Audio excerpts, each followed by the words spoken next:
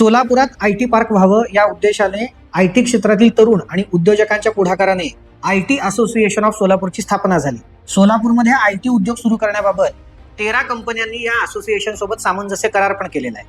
आता आणखी 4 कंपन्यांशी याबाबत बोलणी सुरू आहेत. असोसिएशनचे अध्यक्ष अपूर्वा जाधव यांनी हे डिक्लेअर केलंय. करार केलेल्या कंपन्या सोलापुरात आल्या तर तब्बल 5,000 जणांना सोलापूरमध्ये आयटी क्षेत्रामध्ये रोजगार मिळू शकेल. असोसिएशनच्या माध्यमातून या युवकांना मार्गदर्शन केलं जाईल आणि उत्तम प्लेसमेंट देण्यासंदर्भातही काम होईल. सोलापूरमधील 33 लोकल कंपन्या या असोसिएशनच्या सदस्य आहेत.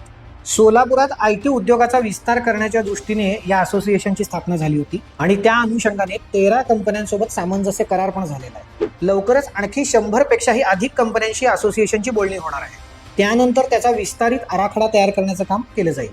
आयटी पार्कसाठी जिल्हा प्रशासनाने खोडगी रोडवरील जागा निश्चित केली आणि जलसंपदा विभागाने त्याला एनओसी दिली. ही जागा MIDCच्या ताब्यात देण्याचा निर्णय सुद्धा झालेला आहे. त्यामुळे पुढील 2-3 वर्षातच आयटी पार्क सुरू होऊ शकतं. अशाच महत्त्वाच्या अपडेट्स जाणून घेण्यासाठी क्विक टेक्स्ट डिजिटलला फॉलो करा.